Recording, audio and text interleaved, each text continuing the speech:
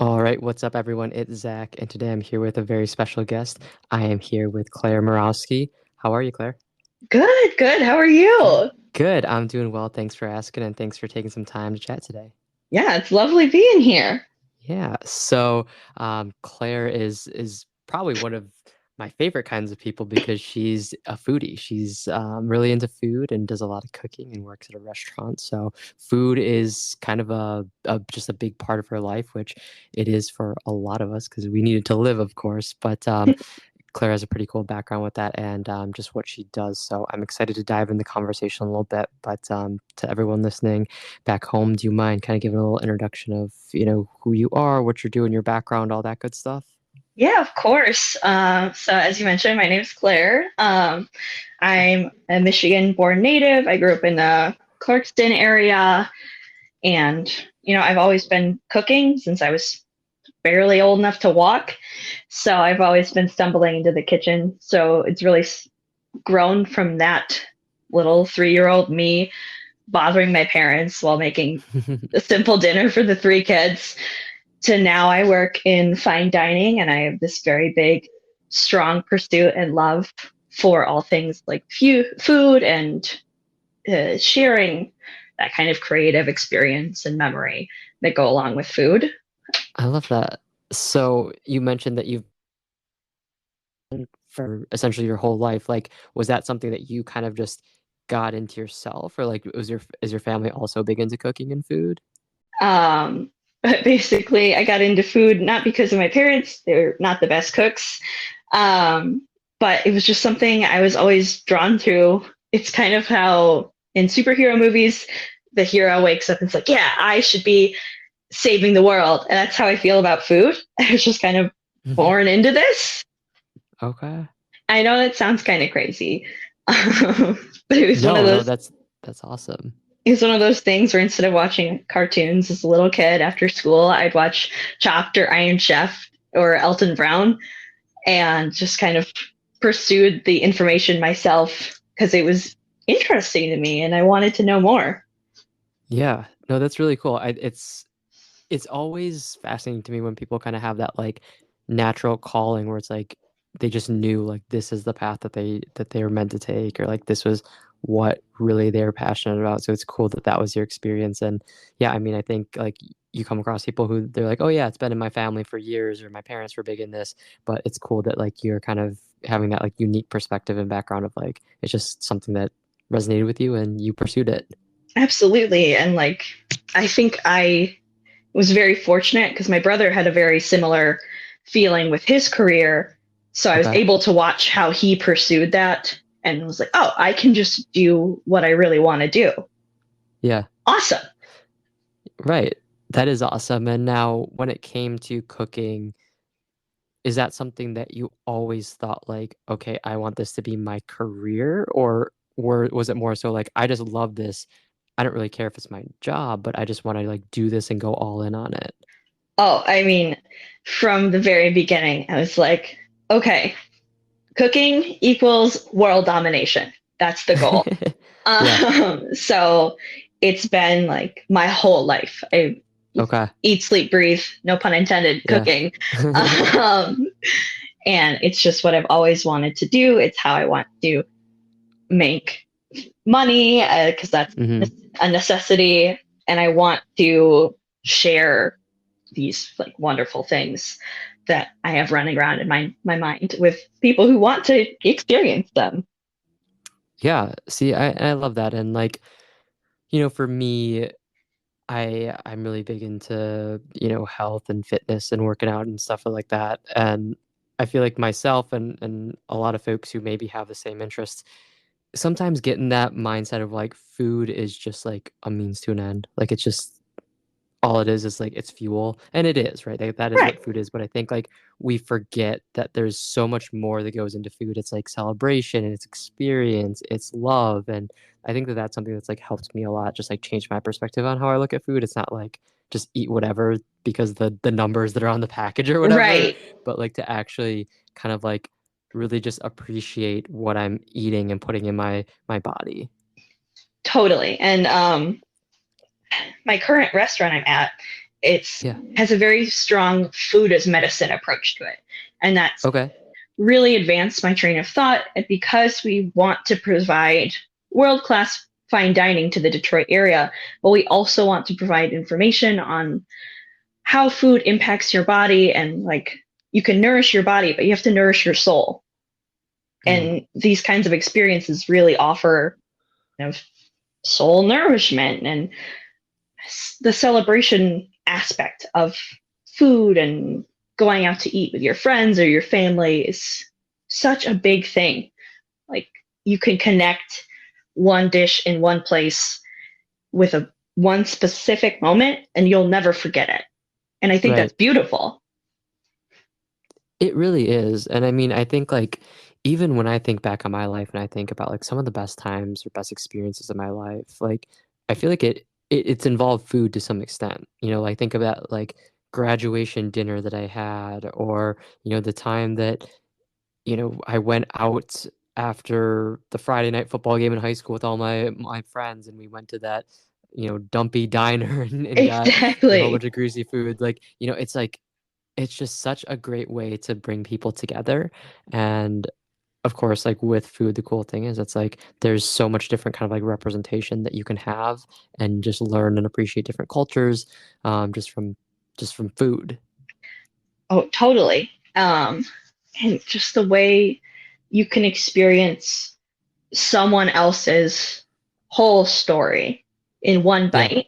It it mystifies me, but it also like excites me. Yeah, definitely. So I was having a conversation a few months ago with someone who they're kind of more of like a I guess kind of like a health coach. And one thing that she brought up was the idea that like we eat very fast. Yeah. Like we don't like really even register what we eat. We just like sit down in front of the TV or whatever. If we're at a restaurant, you know, we sit down at the table and then we just kind of eat it. And then within a few minutes, like the food's gone and we're not really like enjoying it. So is that something that like, I guess, I don't know if that sounds weird, but like when you think about eating or at the restaurant that you work at, like how can you kind of like make it more of like an experience instead of just like rushing through the food, if that makes sense? It's funny you say that because I see both sides of the coin, because Okay. we have a very short lunch period for us staff members at the restaurant. Yeah. So we usually find ourselves eating quite quickly and we're like, okay, I'm hungry, I need this. I have more work to do Yeah. though. No, no, no, no. And we eat super Right. fast. So I know exactly what she's talking about. And that's unfortunately dripped into my own like personal life outside of the Yeah. restaurant. But we try to maybe mitigate that problem in the menu itself by building the Okay. courses to be smaller so they can be consumed in a shorter window, but still kind of leave time to process what's going on in Mhm. the dish, if that makes sense. Okay. It does, and see that kind of brings an interesting question to mind of like we're in America, obviously. Yeah. So like the American way of eating is like everyone always says like, oh, like the portion size are like massive and Oh, like, you know, all this stuff because we're in America and that's how it is. totally. Um, and then when I think, and this could be like a misconception on my part, but when I think of like fine dining, I usually think of more kind of like fancier, upscale, nicer places with like more, I don't want to sound like really like uppity, but more like sophisticated kind of menu options or foods. And like I feel like that to me is usually like smaller portion sizes. Um, I guess is there like a rationale behind that? Or am I even like completely off on like that perception of fine dining? You're not wrong at all. And most Okay. places, especially the ones that get the most internet, video, Instagram traffic, whatever you want to call it, are usually Hmm. those that you get, it takes 5 hours for a meal and you get a billion courses. They're all super tiny, so you can't really understand what's going on because you only have one bite of it. And then Right. by the end, you leave, you're super full, but not satisfied. And you're like probably a little drunk. And you had a good time, but it was also just too much. And it took Yeah. forever. So my my bosses, who are now my friends, have really taken that concept and changed it and understood that we are in Midwestern America trying to do fine dining. So Yeah. instead of doing like 15 to 50 courses of food, we cut it down to 8 to 12 courses, and they're going to be a little bit bigger. So you can have 4 to 6 bites of each course. And by the time you're like, wow, I've had a lot of this flavor, it's already Hmm. time for a new course. And so by the end, you're leaving satiated, happy, not too tipsy, but had enough fun that you Okay. could still go out and go for a walk around the city or hang out with your friend's spouse, partner, Yeah. that you brought with you. And so we want people to feel satiated but not uncomfortable is Yeah. how we really present the idea to like our first time guests. Sure. Okay, that's a really cool approach. And now I knew that there's multiple courses to it, but I had no idea that like your kind of typical standard viral kind of fine dining establishment has like so many courses and Yeah, and it's such like a long thing. it's can be so overwhelming. I mean, I just watched the videos. I'm like, how did someone sit through that? Because they have you Yeah. in the cocktail room and you have 5 courses, and then they move to you to the dining room and you have another Hmm. 5, and then you go to the dessert room, the parlor, or whatever. And it's this very extravagant experience, which Yeah, is beautiful in its own regard. But I think it could be very overwhelming for a diner, especially if you for haven't sure. done that before. Yeah, definitely. And like, so when with all the courses and stuff at your restaurant, like we'll kind of specifically talk about yours. Is there when you go through all the courses, like, as a customer, are you picking items from a menu or like how does that work? No, so we are a tasting menu restaurant. It's right now it's just my boss and I that work there and run the whole place. It's just the two of Okay. us, and there's 8 seats. Wow. So you watch us as we cook your food, and then we plate it right in front of you, and then we hand it to you and describe it to you. So you come Okay. in knowing nothing. The only choices you really need to make are still or sparkling water, and if you would like wine or no wine. Okay. And so it's entirely a surprise the whole time. And Okay. we have guests that come in and they try to guess what's going on, and we make conversation. Some of these Yeah. guests have been coming for years and they've become like friends to us. Hmm. So the approach we have is totally different. It's not as maybe icy. We try to make Okay. it feel like you're in our home and you're Yeah. just sitting at our kitchen island and we're making dinner, and it's like hanging out with your friends. I love that. That's super cool. Okay. So you said like, you'll have people that come back, they're, regulars perhaps. Now how like are you how frequently are you changing what you're making if you do change it? We change our menu completely every 2 months. That's like Okay. the wine pairing, the food pairing, all of the plateware, any of our decor. It all Wow. changes every 2 months, based on seasonality, and throughout the menu block itself. There might be Okay. some differences based on what produce goes in and out of fashion, based on the weather, because we live in Michigan, let's face it. The Yeah. weather's not Yeah. always our friend.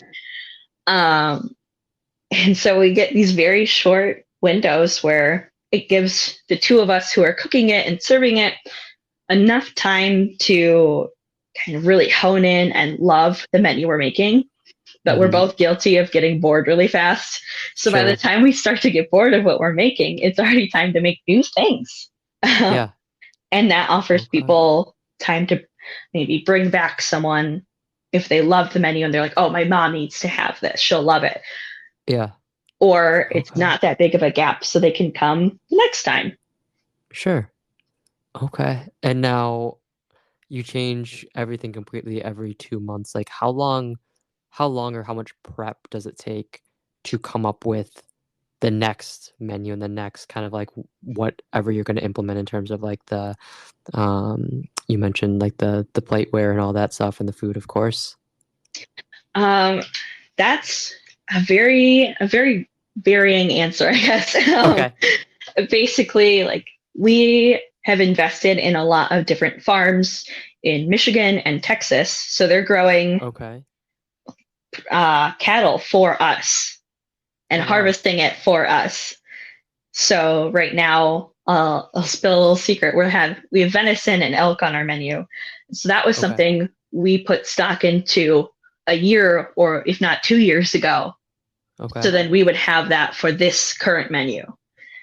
Okay. So we have to plan ahead in that regard. But then some of the things we'll get a line from one of our farmers, produce farmers, and be like, hey, we have these Mm-hmm. really awesome mushrooms, and right now we're going to have them Mm. for this time. Do you want this? And that'll be more of a spur of the moment idea that we'll have for the next venue. So Mm-hmm. it varies a lot, but for a lot of things, we are working 2 months, if not a year ahead. Okay. Wow. That is very unique. So, and remind me, Claire, how many courses do you offer typically? 8 to 12. 8 to 12. Yeah. Okay. Yep. So that's kind of what I thought you said. So 8 to 12 courses. And like when I think of, you know, eating or just going to dinner, I think of like if you're going all out, appetizer, main, entree, dessert. That's what comes to mind for me. I So know. what else are like what are the other courses that are involved with that? Um, we try to kind of gradually stimulate your palate.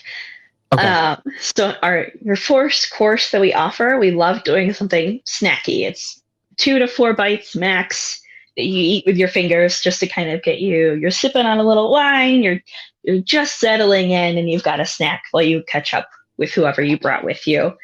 Okay. And then from there, we a slightly larger course, but not much more. And we gradually build up our flavors, Okay. and gradually get them bolder and bolder because that's what we love. We love big Yeah. flavors, beautiful plates. My boss loves saying, like, we want to make sexy food that is Yeah. delicious. And we try to do that every night. And then we end up at our big peak at our final entree course, which is usually our savory course, which is around the fifth or sixth. Okay. Um, and throughout this, we've sprinkled in nostalgia and so things that look like one thing, but they're not. Mm-hmm. Just because we can, why not? Yeah. And then we peak at our height of savory flavors, super rich and meaty, usually lots of depth at Yeah. our last savory course. And then we have 3 desserts. Okay. That are very different. One being very transitionary, the next being more desserty, on the last being a small maigardie, which is kind of a gift from us to the diner. Okay. Okay. Wow. I think like the coolest thing about like hearing you talk through things is like just how much of like an experience this is. Like it's like not just you're not just like eating, like you're having this full complete experience. And I think that just sounds like super cool. And it's something that I've never experienced. So like as I'm sitting here, I'm like, man, like that'd be awesome to just like try that at some point. Oh, it's so wonderful getting to share this with people every night, uh, Yeah. because you see people make like these wonderful faces and expressions, Okay. and it takes you back to when you first made the dish. Because now Yeah. you're like, oh, I've had this every day. You're like, yes, this is so good. But Yeah. you don't have the wow, this is new to me Mm-hmm. factor. So I get to Right. see a reflection of the me from a month ago making this menu every night. Yeah. And it's like, That's oh, awesome. this is so cool. We did it. And Right. my favorite reaction is when the food is so surprising and good or delicious or nostalgic for the guests that just start laughing. Okay. And it's precious. It's like Yeah. when you give a toddler something that they've never had and they love it and they just Mm-hmm. so excited they start laughing. It's that same response, but That's these awesome. grown adults. And it's like, yeah, Yeah. we did it. That's awesome. Yeah.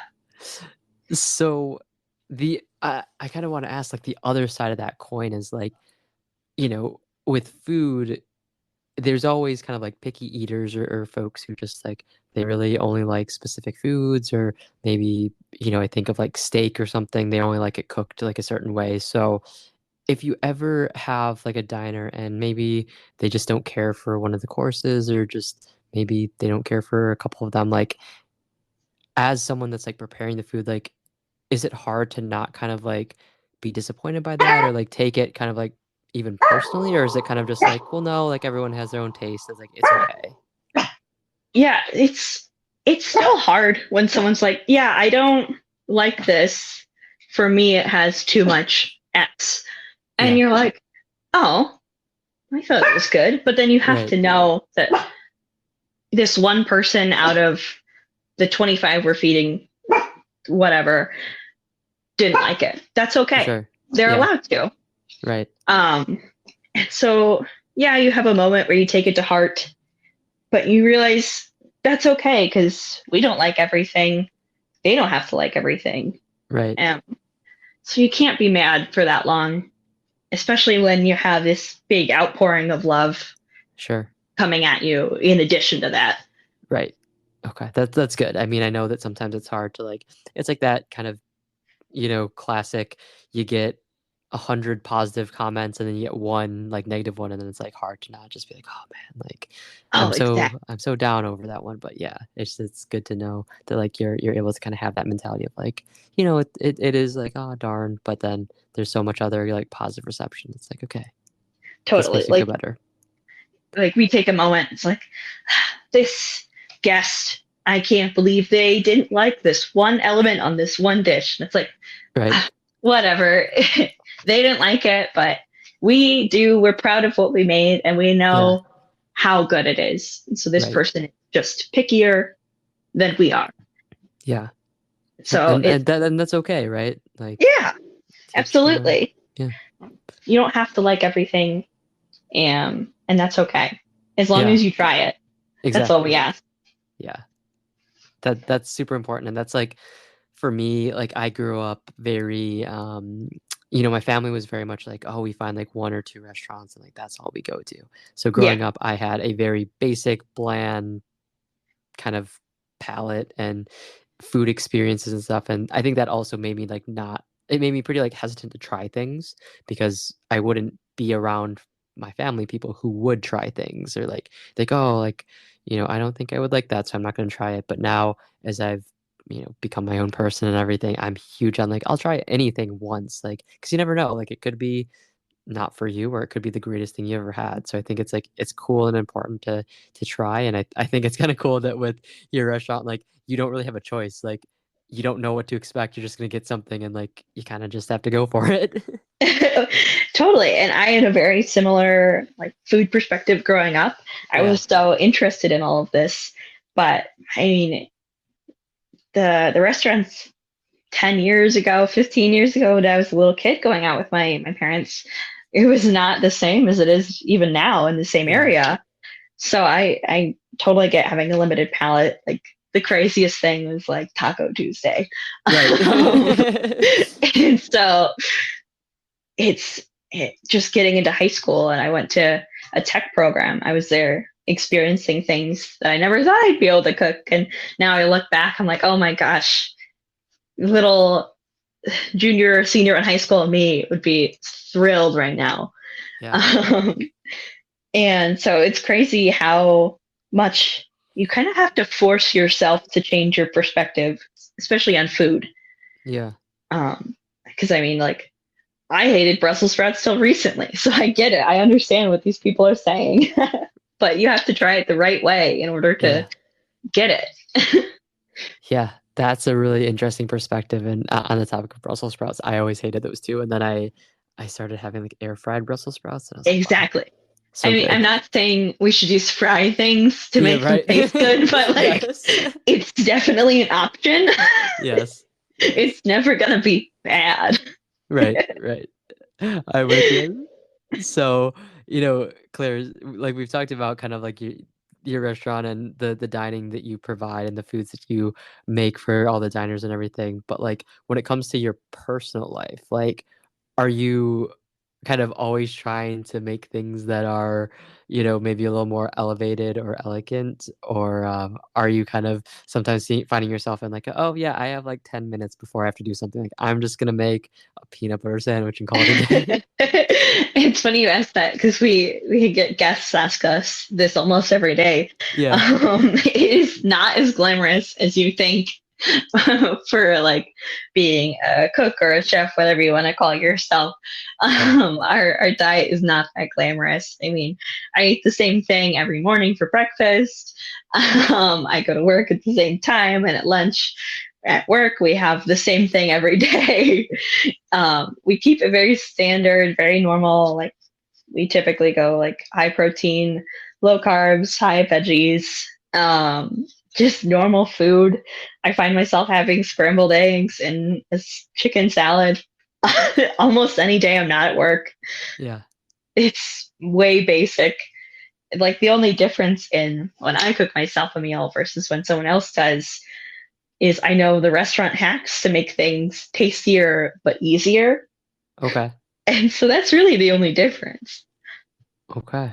Do you have like a restaurant hack or two that you can share?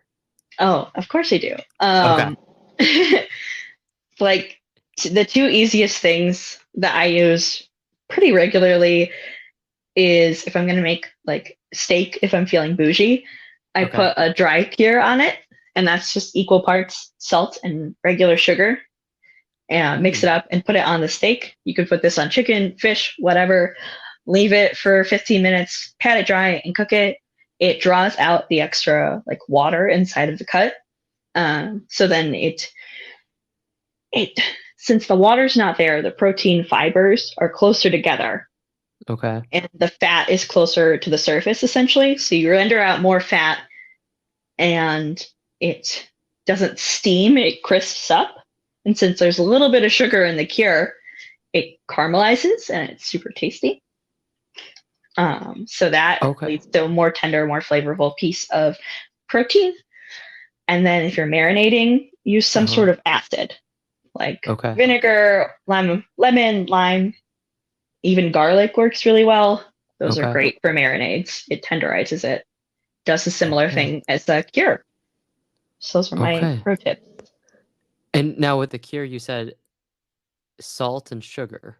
Yeah, equal parts, Okay. easiest thing. And then on top of that, you can put in like whatever other seasonings you might want, whether it's pepper, garlic, onion powder, whatever. And that's it. I have never heard of that. Oh my gosh. Now, like I so literally behind the scenes to anyone that is listening to this about my life, after we record, I'm gonna be making dinner and I'm making chicken tonight. Oh my gosh, So you have to do it then. okay. I'm thinking I have to now. Yeah. Yeah, you have to. Like every protein we make at the restaurant, we put a dry cure on.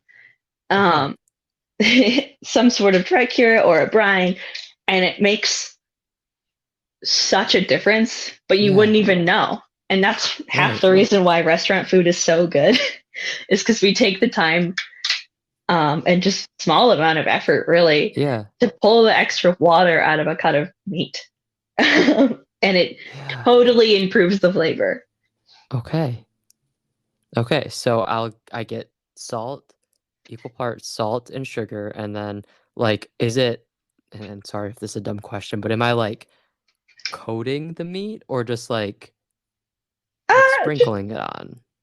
kind of a heavy-handed sprinkle on all Heavy-handed sides of sprinkle. it. Okay. Okay. Okay. Leave it for like 20 minutes, pat it dry Yep. with paper towel, cook it. Okay. And then if I want other seasoning like salt, pepper, or whatever, do I put that on after I let it sit for the 20 minutes? Yeah, yeah. Okay. After pat it dry, put on the other seasoning, then you can cook it. Easy peasy. Wow. Okay. This is like blowing my mind right Oh my gosh. now. Okay. All right. I feel like after outside of this recording, I'm gonna have to like talk to you all the time now and get all these like No, pro you're gonna tips have and to, because I need to watch your progress now. I am like your sensei at this moment. oh, perfect. Okay, good, good. You are like, yes, you're my sensei, and I will like slowly update you on my progress. This is Perfect. perfect. Awesome. I love that. And yeah, like it's cool because as I kind of mentioned when I was introducing Claire a bit, like I love food. I consider myself a foodie, I guess, and I love to cook, but honestly, like I'm not I think I can cook well, but like I'm not like I don't obviously like I don't even know some of these tricks and stuff. So I just do like very basic things. So I think like it's cool to learn because like we talked about, it can be great for experiences, whether I want to make dinner for my family or a partner or anyone. I think it's like cool to find those like little like staple things that you can cook or little tips that you can do to like just make it seem even more, I guess just an elevated experience than just doing something quick and simple, if that makes sense. But it still is kind of like quick and simple Absolutely. to do these things. Yeah. And it's like food is presented as such a hard thing to do, Yeah, but you just gotta take a little time to tinker away with it, and all of a sudden right, it just clicks. Or at least that's how it works with me. Granted, I do this for a living, so I sure, am a little biased.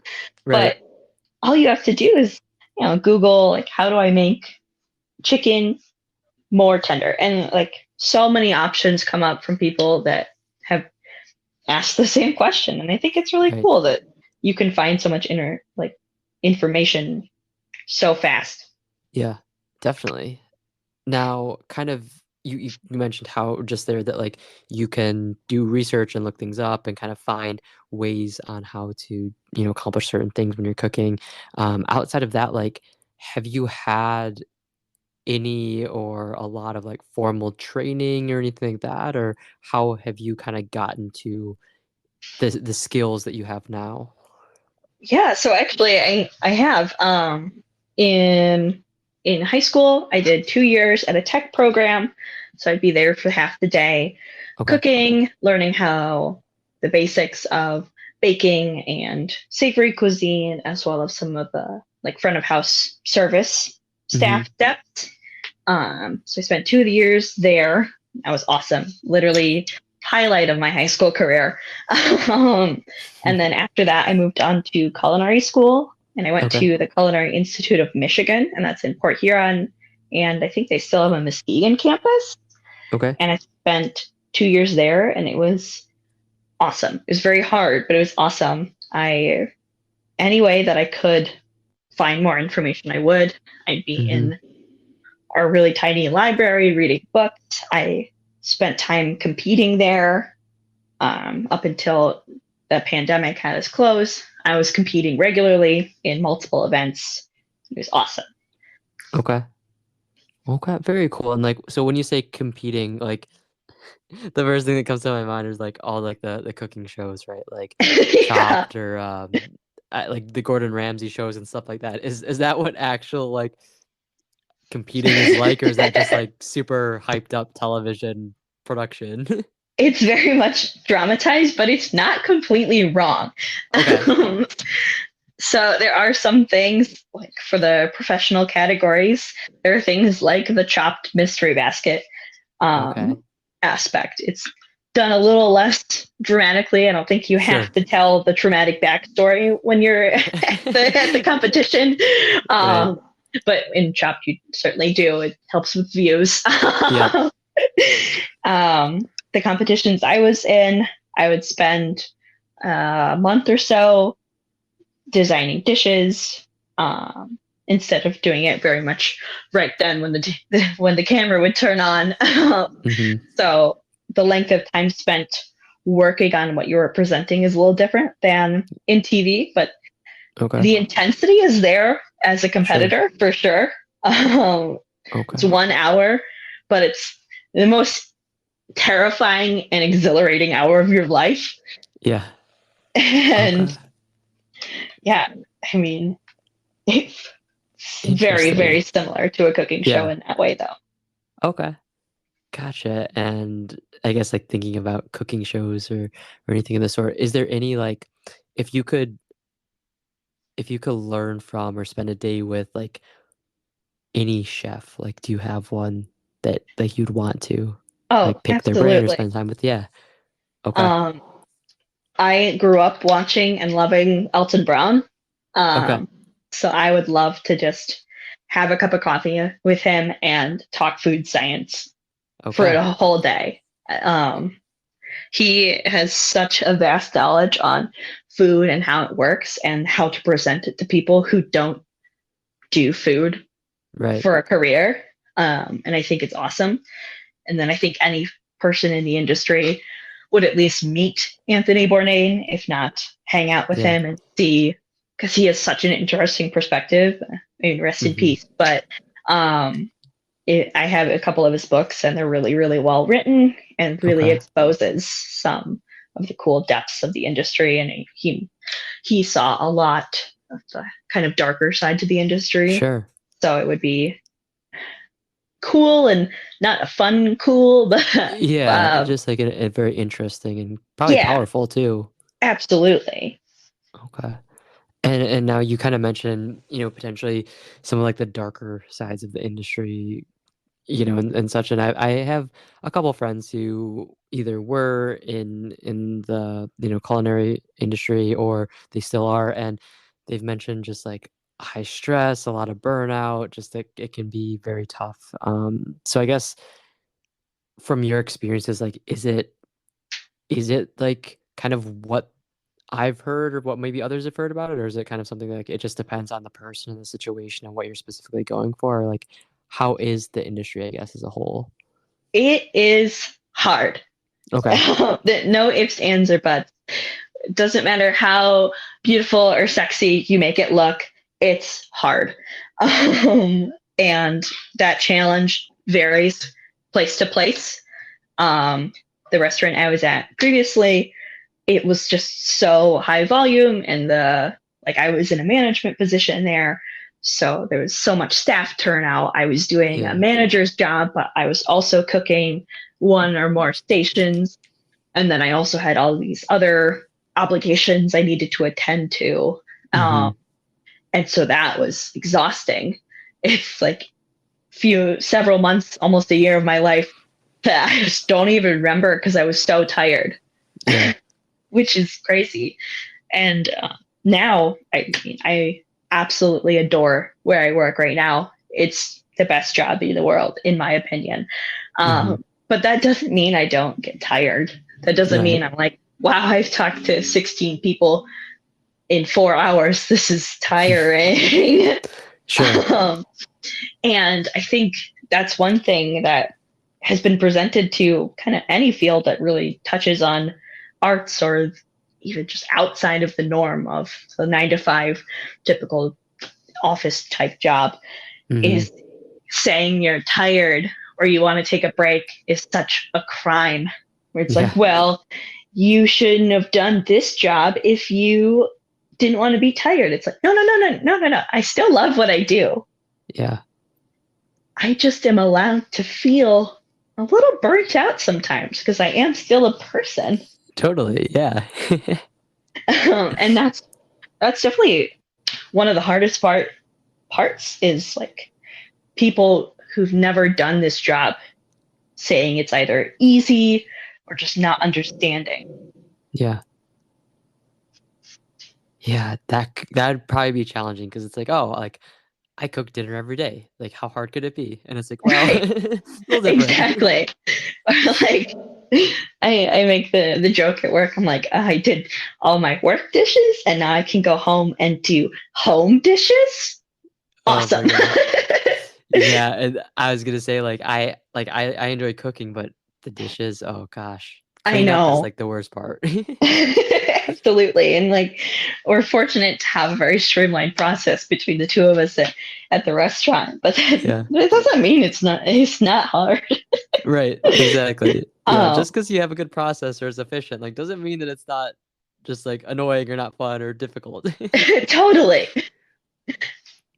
Oh man, yeah, dishes are that I always like joke like whoever, I end up having as a partner, long term into the future, like they do not have to like cook or like have any interest, but as long as you're willing to do like the dishes or the cleanup, like I will cook every meal and Oh that my will be gosh. perfect.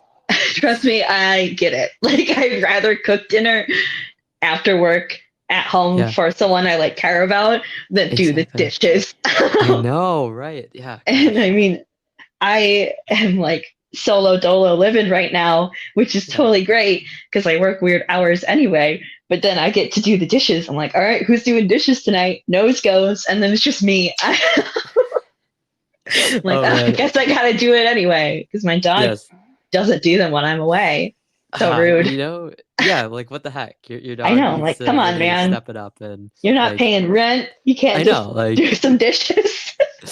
yeah, just mooching off you for everything, I I guess. know. Like, man, I Jeez. hate it when a dog doesn't pull their weight. I know. It's so unfair.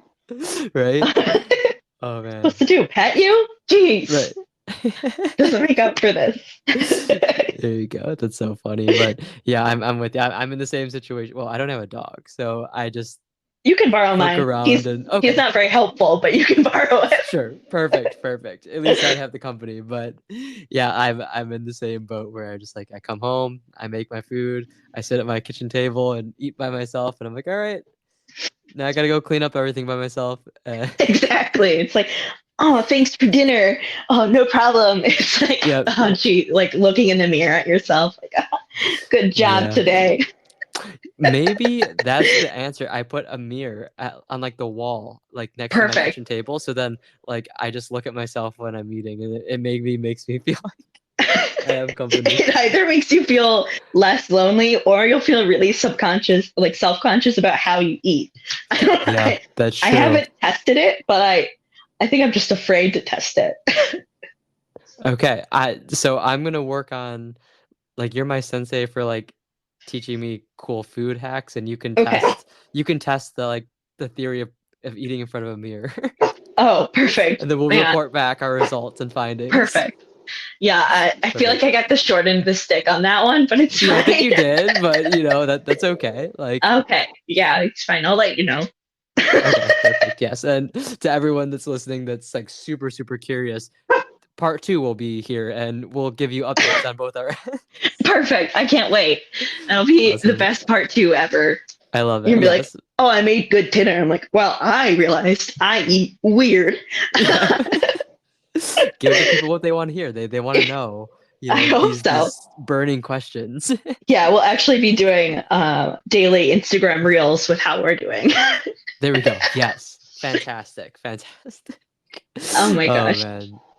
So this is like a complete 360 from the conversation we've been having, but like something that like if that I just picked up on in that last interaction that we've had is just kind of like your sense of humor, and you seem to be very kind of like just you know I don't know, like I'm here to have fun and like laugh and like that's what life's about. So like I'm just curious on like that kind of side of you and like that perspective. Is that something that like you've always been? Like you seem very like extroverted, kind of like high energy.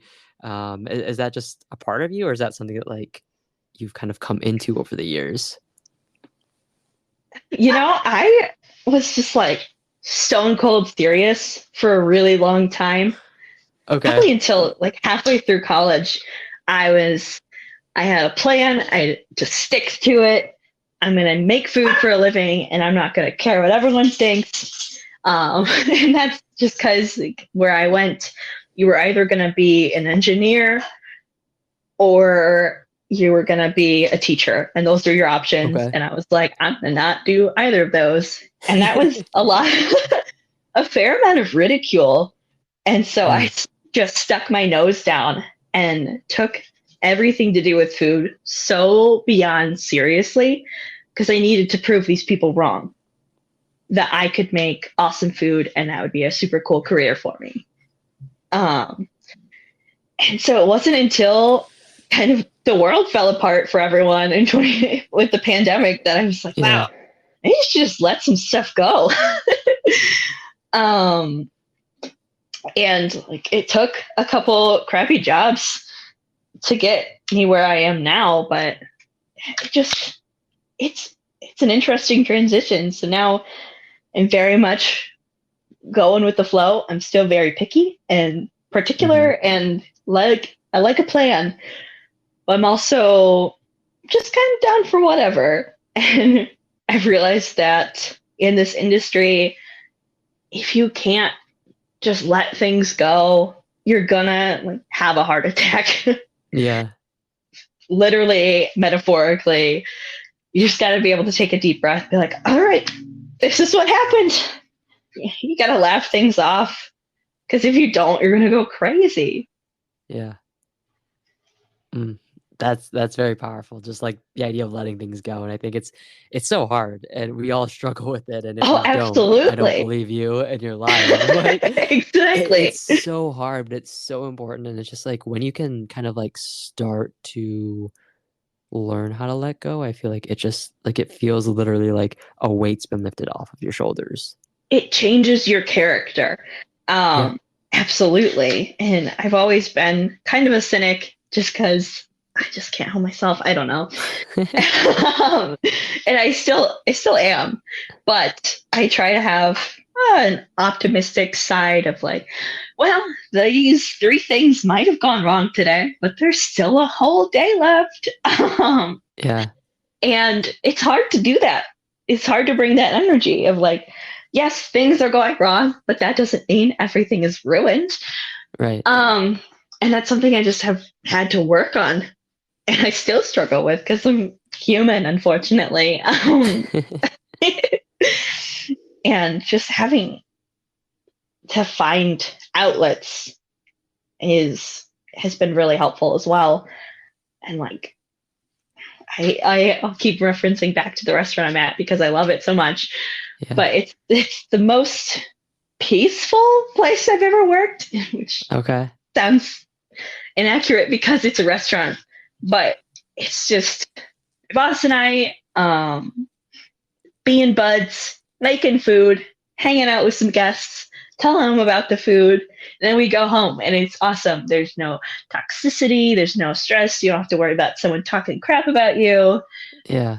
And I realized that like I made my home life and my work life so peaceful that I needed some kind of outlet that wasn't peaceful. Okay. As crazy as that sounds. So I started doing judo. Okay. And so now I go from my like fun, awesome job to like throwing people. Okay. Yeah. And so I've been doing that for a few months now. And it's awesome. Nice. If you just need to get something out, just go to judo. Okay. Someone will just, it's like twice your age, half your size, will just pick you up and throw you on the ground. And it's such a sense of relief. I love that. It sounds so crazy. I'm like, my life's a little too peaceful. I should throw some people, Wow. which is an interesting problem solution for me. But it works for me. Well, hey, whatever works for you, I say go for it and keep doing it, right? I mean, I recommend it to anyone who's interested. Okay. Okay. Very good. I love that. Judo. I Yeah. will have to look into that as well. Oh my gosh. It's a thrill. It sounds like it. Awesome. I feel like this is probably a question that you get often, but if you had to like really impress someone and make, one dish, what would it be? Like, do you have like a signature dish Oh that you would my make? gosh. No, I don't think I'll ever have a signature dish. I just get bored really easily. Okay. But if I was going to like impress someone, Yeah. I'd make two things.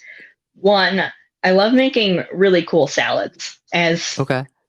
As silly as that sounds, I just like doing it.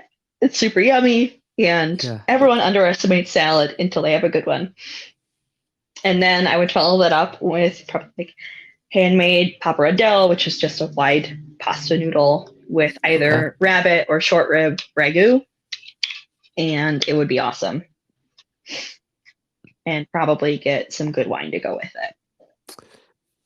So I know I said that I'm making chicken tonight, but I kind of feel like now I have to go make a pit stop and like find wherever I can have you make me dinner because like Oh my god, this just sounds incredible. And it will probably be 20 times better than my sad little air fried chicken, and I'm sure your air fried chicken is delectable. it is pretty good, but I don't know if it's as good as what you just described though. So, oh Yeah. man, okay, Well, you said impress someone, so I have to yes, put in like a little more effort. that's fair. That's fair. But I do like how you said that like you don't really have a signature and you won't because you get bored easily. But then earlier you're like, oh yeah, I eat the same like breakfast and lunch I know, I every know, day. because those are the moments when I'm like, food is fuel, Yes, and this is good today, and it'll be good tomorrow. Um, but I mean, like, there's moments when you want to make food magical, and so exactly. why not? Exactly. Definitely. So, one of the last things that I would love to kind of pick your brain on is um sometimes like I'll talk to people and they'll say like cooking is super intimidating or overwhelming or like you don't know where to start or how do you even like learn how to cook, right? I think a lot of people that I know have said that to me, and I'm by no means a professional, but I always just say like just start, just try it, like do something basic and just kind of learn, look up recipes, try out your own recipes, find a recipe and maybe make some changes. That's kind of like what I usually suggest. But again, I'm just a random person who likes to cook. But like, do you have any advice to anyone who like is maybe intimidated and wants to get into it, whether it's like just for their own like dining or maybe they want to get into the industry itself. Do you have any advice for anyone in those situations? Yeah, totally. I mean, overall statement is like, just do it. Um, Okay. you just gotta, like, if you want something, you just have to do it. It doesn't matter how scary it is, everything's Right. scary. Um, like, it's not like I wasn't terrified my first day of culinary school classes, even though I had cooked before. And every restaurant I start at is scary. So you just have to put your foot in the metaphorical door and go for it. That's the only way you're going to conquer the fear. And if you want to make something, have the intent behind it. Or, like, let's say your friend, partner, family member, their favorite food is like chicken piccata or something. Google a recipe and make it for them. That Okay. way, it's got that emotional feeling and it's got a purpose to it. So Right. you have a reason not to be afraid. And because that Okay. person like cares about you, loves you, whatever, they're not going to be mean to you. They're going to be like, "Thank you so much for thinking about me." Right. And so it's just kind of jumping over the bridge. Forget the bridge, just jump in. It's fine. Yeah. You're going to be okay. Um, just find what you want to start with and make it. It's Okay. okay if you mess up. It's just food. Right. I have to tell myself that all the time. Like, recipe testing, not everything goes well. Right. So, yeah, take one, not a good take. Just do it again. Like, clean up, get a sip of water, make it again. And then make it every time until you think you've done it right if you want. Or move on to something different. Yeah. Yeah, Yeah. I think I that's the best thing I can think of. Yeah, I think that's really good advice, and it definitely applies to kind of what we're talking about with getting comfortable with cooking and everything. But honestly, I think the way that you just outlined things, Claire, it's kind of just good life advice. Just you're not gonna figure out everything or master it on your first take or first attempt at anything, but just keep trying, and Totally. it'll work out. I remind myself that like daily, or else I go crazy. Right. Especially being a moderate to high level perfectionist. I'm Yep. prone to driving myself crazy. Um, so just reminding myself and having people around me to remind me that just because it's the first try doesn't have to be the last try. Yes. Yeah, that's really, really well said, and I too struggle with perfectionism, so I totally get it, and it can be tough. So I think to anyone listening, like, yeah, your first try doesn't have to be your last. And like, I think another thing that's important that I've realized over the last few years is like everything you do doesn't have to be like perfect, or you don't have to have like it's not like a failure if you're like, "Oh, I'm gonna try this," and it doesn't work out, or you decide like, "Oh, I don't really like doing that." Like, if you're like, "Oh, I really wanna learn how to make homemade pasta," and then you try it a couple times, you're like, "Yeah, I can't do this." Like, that's not a failure. That's not like you wasted time. It's you tried, and that's okay.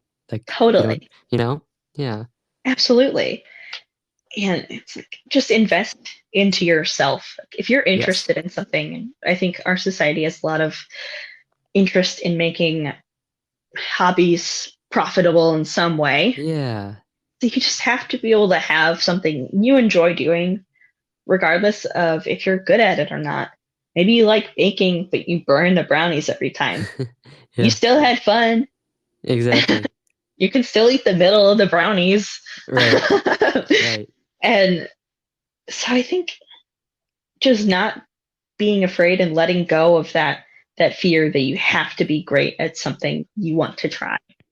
Exactly. Yeah, and I think that's another good point that, like, whatever you do, it doesn't have to, like it's not a failure if you don't make money or turn it into a career or you know what I mean? Like, I think a Totally. lot of us think like, "Oh, yeah, if I wanna cook, like, I have to be able to post it on Instagram and get millions of likes, or I have to be able to, open a bakery from my kitchen at the house and sell whatever." Like, no, you don't have to Totally. make money or, like, No, anything or be, like, famous for it. Like, just if you enjoy it, just that's enough. exactly. I Yeah. think you can see that perspective in anything, whether it's like painting, cooking, Mhm. going to the gym, even. Everyone thinks they have to like market their progress at the gym now. Yeah, um, when really you don't. You can just right. do it for you. Yeah, yeah, and exactly like you said, I wanna touch on it real quick, with, like, the brownies, like, even if you burn them all the time, like, if you're having fun and, like, if you enjoy just, like, scooping out the middle, like, perfect. Like, if you are like, "Oh, really wanna cook," and then that to you means making mac and cheese for every meal or, like, buttered noodles or something, like, Right. that, like, other people are like, "Oh, wow, that's cooking to you," or, like, you think you're a cook because like, who cares? Just, like, do Right. what you wanna do, have fun. Just That's have fun. that's what life's about. Absolutely. Yeah, Like, loosen up, shake it out, have some fun, and do what you want. Because no exactly. one really cares what you do. They just pretend like they do. Yeah, yeah, and sometimes we struggle because like, it's almost like we care more than anyone else cares, so, like, we're, like, Absolutely. telling ourselves, like, "Oh, like, it has to be perfect," when no one actually really cares, or, like, if you make it for your partner or your family, they're like, "Oh my gosh, like, thank you for thinking of me, thank you for the effort," but you're like, internally, we're like, "Oh my gosh, it has to be perfect or else they're gonna hate it or it's not gonna be good enough," but, like, Oh, we're our totally. own worst critic, and just Absolutely. it comes back to, like, letting go, like you said. Yeah. And that's Yeah, the hardest part. I mean, it why do you is. think Elsa sang a whole song about it? Because it's Right. really hard and she wants you to remember it. Exactly. Exactly. Awesome. Well, Claire, we've talked about a lot of great things, and I've really enjoyed this conversation, and it's been a lot of fun too. Yeah, So, totally. as we've talked about your the restaurant you work at and everything, and just kind of your journey with food and what you're doing, is there any place that people listening could maybe check out or follow or connect with you on or anything like that? Yeah, I mean, I don't have too much social media, just really an Instagram, and that's Okay. my name, and I can put that out there with you. But I think you should see it in a little description. Yes. Yep. And it's just my name, um, and you can hit me up with a message with any questions, food or life related. I'm okay to talk to. Um, and then the restaurant I work at, if you're really interested in dining or food, it's called Albena. Um, and that is in Detroit in the Siren Hotel. And they have an Instagram as well. It's at Albena Detroit. And there we post food pictures and reels and some behind the scenes things. And we got a really cool YouTube video out about us by this awesome couple that goes by S3. And they did a whole interview with us and filmed throughout their meal. So if you wanted to see a cool, like, Hmm.